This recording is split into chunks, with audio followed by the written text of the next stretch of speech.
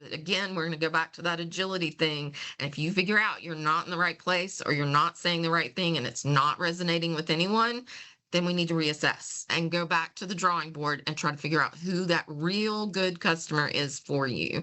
The Small Business Rundown is the official podcast of the National Federation of Independent Business, the member-driven voice of small business. NFIB and our members advocate to keep America's small businesses strong and independent in Washington, D.C., all 50 states, and the nation's courts. Welcome to the Small Business Rundown. I'm Holly Wade, Executive Director of the NFIB Research Center, and filling in as your guest host this week. As the new year approaches, now is a great time to analyze the marketing plan for your small business and find ways to up your game.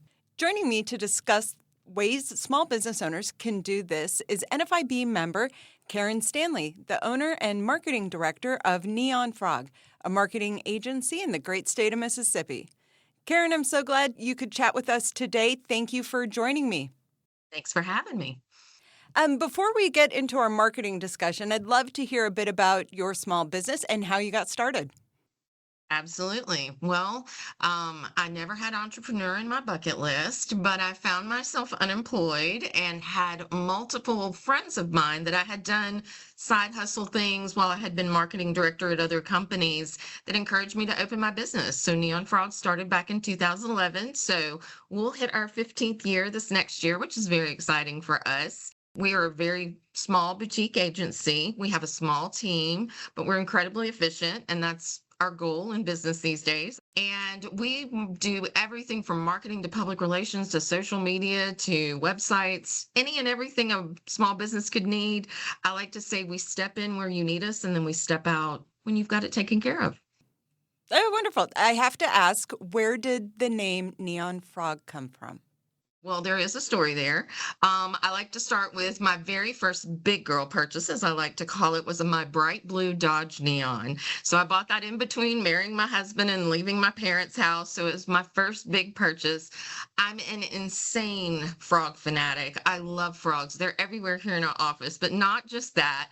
Another thing that we talk about with frogs is that when you see them on a piece of property, people will look at them to see how they've developed because they're so connected to the ecosystem of that property. And if they have two heads or have never lost their tail or gimpy legs or whatever's going on, they're showing a symptom of something that's underneath and that we aren't looking at. And so our goal when we start working with our clients is to make sure we're listening to what their goals are, not just filling what they think they need, trying to help them figure out what they do need so they can reach their target audience. That's amazing. What a cool story. I love it. What are some of the marketing tools and tactics you use to help grow your business? Well, every business is different. So my business is not going to be the same as many of the businesses that may be listing. But there's a couple of things that are, kind of good across the board that you can talk about. You got to be consistent. You actually have to stay out there. And I think as a business owner, I'm one myself. I'm guilty of this. You have to continue to make sure that you're putting content out there. Your customers can't react or know what's going on inside your doors if you're not opening up and telling them about it. And then you've got to find your tools. It can be overwhelming. I feel like back in the day, and yes, I've been in marketing long enough to be able to say there used to only be traditional media when there was TV and radio and newspaper. That felt like that's obviously where you concentrated your marketing. It's so much more diverse now, and you have so much ability to talk to your audience, but you have to know what tools to use to reach them. So if you're on TikTok and making videos every single day, but your end user is 65, they may not be connected to you. Sorry to all you 65-year-old TikTok users, I promise. I'm an older TikTok user myself. So you have to know where your audience is. And it's all about being real these days. For so long, the only advertising we saw from companies was very polished and perfect, and they hired companies to make them look perfect. Now they'd much rather have you chatting with them in person, showing videos of your room a mess, of a new shipment coming in. They're not looking for perfection. They're looking to have a relationship with the businesses that they do business with, and they can't do that if you're not being real. That makes a lot of sense, and we have heard that from a number of business owners. Well, also, a lot of business owners are interested in kind of figuring out what the new tools are that they are trying to implement in their business outside of those traditional marketing tools that you mentioned. Can you tell us a little bit more about new marketing trends that you're seeing that are successful? Well, podcasts have obviously come a long way. So this definitely is a new trend that we're definitely seeing out there. Video has always been there. We've always had commercials. So video has always been a part of it, but it's a different kind of video. It's a raw video. It's letting you see that authentic self. Now, if you're going to do a paid commercial, you're obviously going to spend a little more time on it to put it on television or streaming or something of that nature. And that still exists. But in your day to day, it's being authentic and using videos so that people can see you being real in your business. We have also recently discovered everybody needs a website. If COVID taught us nothing, it taught us that when you close your doors, you still have to have a way to reach your customer. And a website is yours and yours alone, more so than social media. So we've come out with a way to use websites, but to make sure that the client owns their content. Because you know what? Meta can go down tomorrow. We can have it where you can't reach anybody through social media and none of us can scroll and look at your things, but your website is yours and you own it. So websites are, in my opinion, one of the big things that are out there right now. That makes a lot of sense. When we come back, we'll hear more from Karen about where to start on a marketing refresh. A series of new labor and workforce policy proposals in Congress would add layers of unnecessary and burdensome government regulations at the expense of small businesses and threaten the rights of Americans. Learn about the potential impact of these policies for millions of small businesses in a new policy overview paper at nfib.com/labor.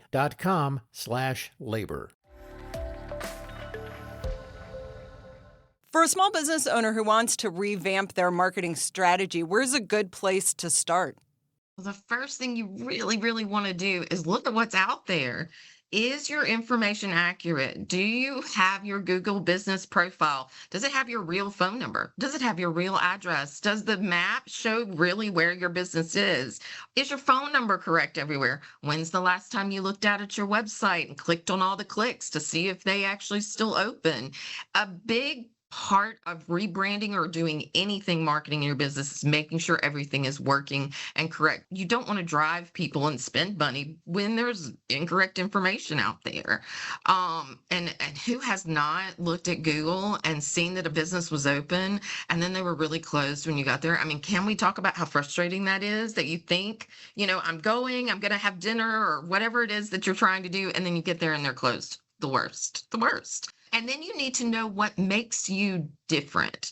Before you start deciding that you're going to market yourself, how are you making yourself different? What have your customers told you? What are the questions you get regularly? It's a lot about just doing for lack of a better term, a self-analysis of your business and making it a person and figuring out who is its perfect person to be friends with. And then finally, you really need to make marketing intentional. So instead of just throwing money out there and spending and hoping it's hitting in the right places, it's much more accurate for you to start in baby steps. See what's working. Don't throw a big budget out there and then waste it and not have any clue what actually worked for you. So traditional still exists. I'm never going to tell people that they should not use the things that have existed for decades and decades and decades, but the new stuff is cool. If the new toy is the place for you to be, find out if it works for you before you start throwing everything into it. That makes a lot of sense. And you touched on a few of these with having information updated and correct on your website, things like that. But what are the most common mistakes or pitfalls when marketing or launching a new campaign? It's skipping that first step, making sure that before you start sending people to the way to connect to you, that the stuff that's out there is correct. And then also knowing what your message is, like what's your goal? You do need to know who your customer is, because if not, you're spending all this money on TikTok and nobody's out there watching you. And that's never a good feeling when you don't get any kind of bounce back from the money that you're spending. Another thing is just being inconsistent. I have clients that are like, I made myself a goal. I was going to post on LinkedIn every day for 30 days. And that's great. And for 30 days, they get all kinds of action. All of us start looking forward, that are on LinkedIn to their post. And suddenly they disappear because you know what? It wasn't sustainable. It wasn't something they could continue to do. Let's be honest. None of us have time to do something every single day for 365 days a year.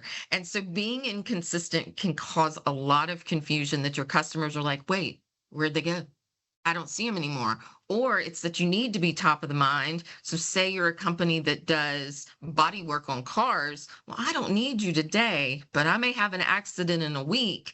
I need to think of you whenever I have my accident so that I know where I want my car to go be fixed. And then another thing I see on social media specifically, when you try to talk to everyone, you're truly talking to no one. It is a big, big mistake we all try to make. And when you're asked, who is your customer? You answer everyone. You sorely need to really sit down and figure out who that customer is. We worked with a company, and I always use this as an example. They sold donuts. Well, I mean, let's be honest. Doesn't everyone love donuts? Truth? No. Y'all may be some of those people that don't love donuts. And so when I sat down with the owners and we started talking about, they're like, everybody loves our product. Everybody. I mean, it's donuts. And I'm like, but they don't. And we had to figure out like who was that person? Who were we talking to? Who wanted a donut in the morning versus who wanted a donut just on the weekends? I mean, it sounds ridiculous, but even an easy product that feels like you should be able to sell it to anyone, you still have to know who the person is you need to be talking to. That is hilarious because the donut example, oddly, my sister does not like donuts. We don't understand where she came from, but she doesn't. And so this resonates a lot. So when you talked about making marketing intentional and going through the tools that might resonate for your customers, your audience, and making it intentional, you have to think about the timing.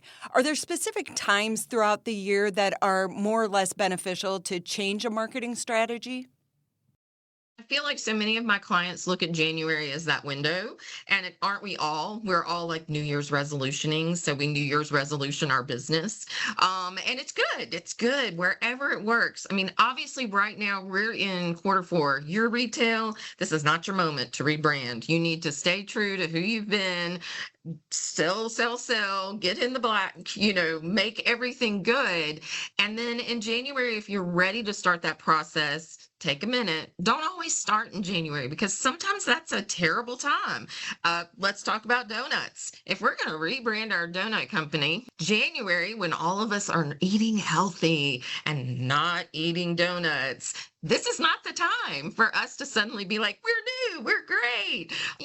Those people are like, no, thank you. I'm drinking my protein shake and making sure that I get my carbs and macros correct today. You don't fit. So you just have to know your customer, and you also have to know you as a business owner. You have to be ready. It's hard. Like rebranding a company, we work with so many companies that as they change hands, like going from a adult parent that is ready to get out to a child that's taking over the business, making even a new logo is probably one of the most painful things we go through with a company that is established, because it's like ripping off a Band-Aid. And to the parent that's trying to hand it off, they're like, oh yeah, go do what you want to do, grow the company, make it who you want. But man, you start messing with that logo and they're like, but why would you change the color? I don't understand, And so there's not a true perfect time. There's a perfect time for you as a business owner. When you're ready is when it's time for you to start doing that.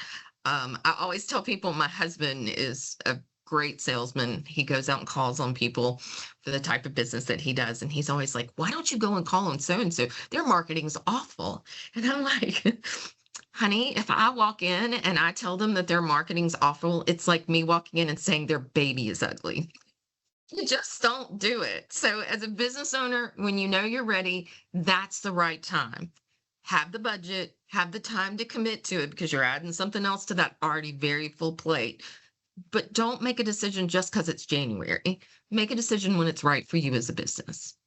Even here at NFIB, I understand the challenges and angst about changing out a logo, and I can only imagine the discontent and strain on small business owners because it's so personal of changing out that logo and refreshing occasionally. Imagine if you let your mom down. I mean, you know what I'm saying? Like just a whole different level of mom's mad. Yes, that would be brutal. Yeah. So you did talk about that tracking the success of a new marketing strategy. What tools or benchmarks would you suggest for a small business owner to track those successes of a new marketing tactic that they might be implementing in their business? Well, the first thing I say is start small.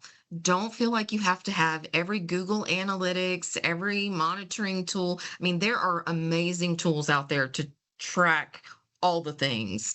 It can be overwhelming. Are you going to use that data? Is the first thing I always say to a client when they start talking about tracking. And how are they going to use it? But I say start simple. Is your phone ringing? Are there clicks on your website? Are you getting, requests for things that you're putting out there? Those are the simple things that we've all relied on as business owners for years. But because now there's so much data out there, I mean, none of us used to know if we spent the big bucks and ran during the Super Bowl exactly how many people saw our commercial. They can give you a round number. They can tell you what they think it is. They know their audience. But let's be honest, how do they know that now? We're so fragmented. Did someone fast forward through years? Did they DVR it? Did they, there's every kind of way to do that. But metrics are something that people get really caught up in. Vanity metrics, especially. So like likes and shares and things of that nature. Let's be honest, you put a picture of your kid out there on social media as a person, you want people to be like, look how cute your kid is. Oh, they're so smart. They're so amazing. It's no different with your business. It's our baby as well. And so when you put your business out there, you want all those likes and likes and likes. But ultimately, I would much rather see you have 100 engaged people interacting with you than metrics that show you have thousands of followers when no one is talking to you. So finding that right consistency for you and not getting too caught up in the metrics is important. You should be looking at the bottom line. Is it working? But give it time. Don't expect that you spend money one time and suddenly your metrics are going to be like sales went up $30,000, just this one time. You have to give yourself some time. It takes people a minute to see what you're putting out there.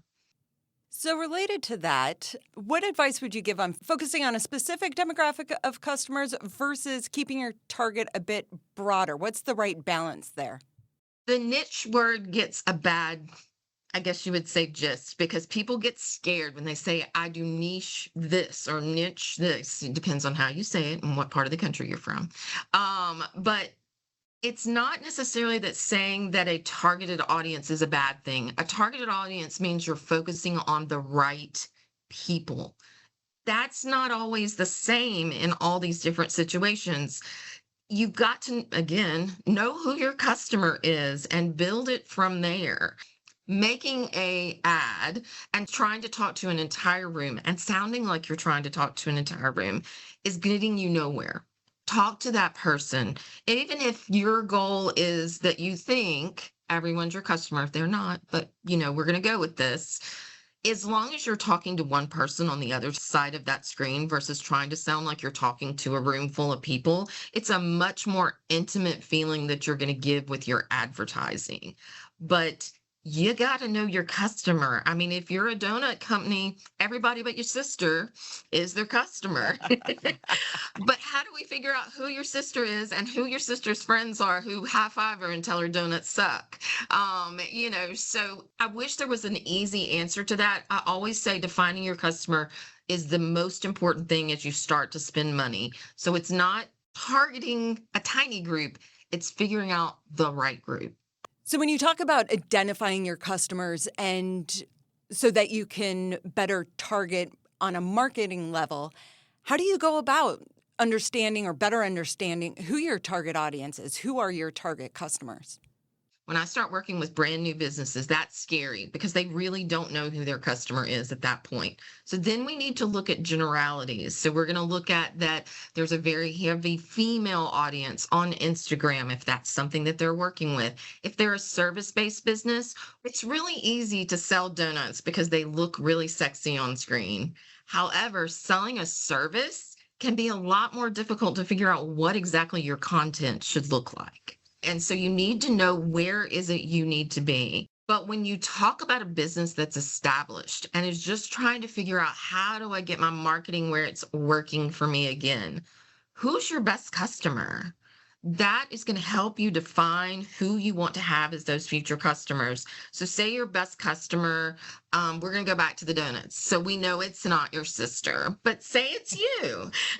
Say it's the weekend warrior that works hard, but once they go out and they exercise and they do all of those things, they want to treat themselves. We need to talk to the treat yourself people. Who are those people? Are they male? Are they female?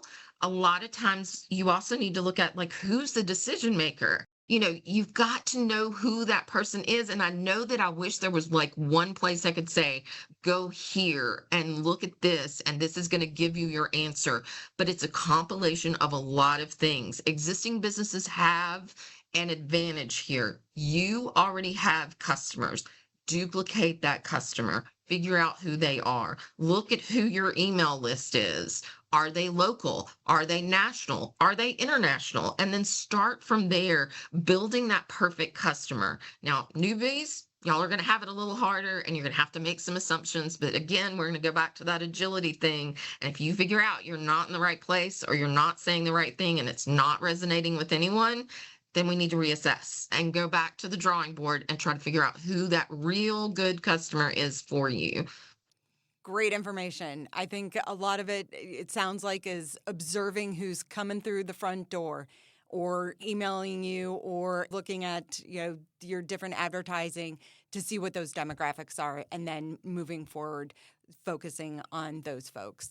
Absolutely. When looking at those specific demographics that you might be focusing on, what strategies or tools are the must-dos related to marketing?